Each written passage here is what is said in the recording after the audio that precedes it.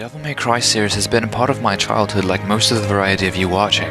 Whether you liked or hated the second installment DMC 2, most know the gameplay implementations were ahead of its time. Recapping back to the first installment, Devil May Cry begins with a prologue explaining how a demon named Sparda rose up against his masters in defense of humanity, becoming a legend. Many millennia later, Sparda's son Dante, who runs the infamous demon hunting business, is attacked and is offered by a mysterious woman named Trish, only to realize this woman had a striking facial resemblance to his beloved mother, Eva, whom was murdered by the evil demon named Mundus. But Dante wasn't the only son of Sparda.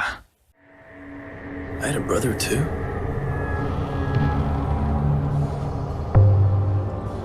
We were a family. I had no idea of the danger we were in.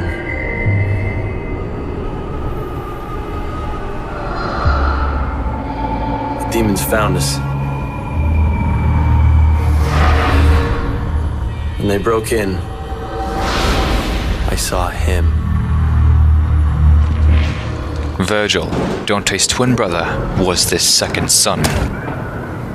That treacherous night only tore the twin sons apart, causing rivalry and havoc in both the demon and the human world.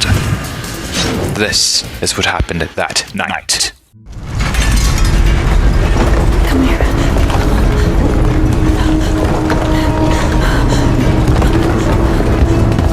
You need to hide, Dante. No matter what happens, you mustn't leave. I need to find Virgil. I promise I'll be back. I know this is hard. You must listen to me. Be a big boy. A man, huh?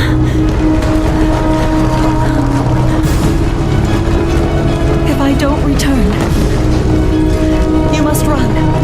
By yourself, alone. You must change your name. Forget your past and start a new life. As someone else. A new beginning. Virgil! Where are you, Virgil? With both bastard sons only left with mementos, Dante, the rebellion, and one amulet fragment passed down from Eva, Virgil, the Yamato, also known to be the key to the Hellgate, and he too carrying the second and last amulet fragment around his neck. But I'll save this recap for another video.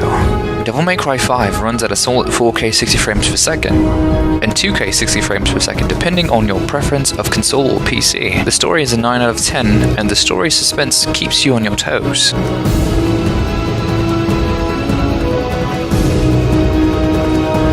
The fighting and camera implementations improved respectively, giving you the option to accumulate a variety of distances on the battlefield to kick demon ass with full vision.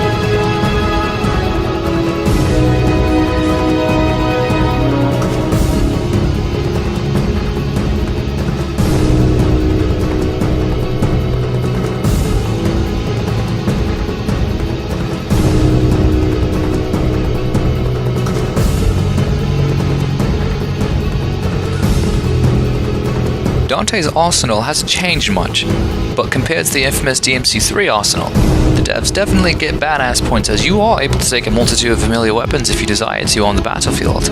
A full breakdown of his weapons will be in the works very soon. Nero in the start of the game has a small start-out carry-out of slots for his breakers, but it increases over time as you progress through the game, giving you the option to increase your carry-out slots, maxing out to 8 slots in total. Definitely a major help when dealing with those hard to kill bosses or enemies like the Behemoth. V has no carry-out slots as he uses his familiar to do his dirty work, but must take the finishing blow with his trusty cane. V's most precious asset is Nightmare, a colossal demon from DMC 1 like Griffon and Shadow. Are you the human, the son of Sparda who challenges the darkness workers? Block off, Featherface, or you can stick around and find out the hard way. Like Shadow and Griffon, Nightmare can kill the demons without V needing to take the final blow. V's fighting implementations are like no other as he evades using Griffon and Shadow. He can't run on his own, so he uses Shadow like a badass surfboard to get around quickly. Unlockables. Like every other Devil May Cry game, you have various modes that give you unlockables. Unlike DMC 2, the only game in the franchise without super characters, you have the option to utilize these different character super costumes once Dante Must Die is 100% beaten in Devil May Cry 5. The 3 protagonists all have super characters and special X costumes to kick ass in style. However, speaking of Dante Must Die, you have the option to unlock this mode early before even completing Human mode. If you beat Urizen on Son of Sparda prologue mission, you acquire the Dante Must Die mode. Warning, as going into this mode naked without doing at least one walkthrough on either Devil Hunter or Human will be an absolute pain. Don't have the necessary or required weapons or breakers. It will definitely not be easy. To get to the popping question, is Devil May Cry 5 worth buying? Absolutely. If you're new to the franchise, I envy you. Wishing to be new to the series as you're personally in for a treat. Don't really want to pick up the previous installments, huh? It's all good as the devs gives you the option to catch up on the story in order. This selectable option is called History of DMC. Hopefully this mode changes your mind and you pick up HD Collection as this has the complete set of previous installments with special editions for the best experience. Microtransactions are not an issue in this game and are optional. It is enforced and gives you the option to resurrect in 2 different ways. The infamous gold orb, or utilizing your red orbs. This actually encourages you to play the game even more if you aren't completely able to buy out all of V, Dante and Nero's moves, but they get quite expensive, maxing out to be a total of 500,000 orbs, so fight with caution and do your best. Well, this about wraps up my review, and I hope you all have enjoyed this game. Thank you for watching, and from me personally, this game gets a 10 out of 10. Alright devs, enjoy and kick ass in style. See you on the next DMC video.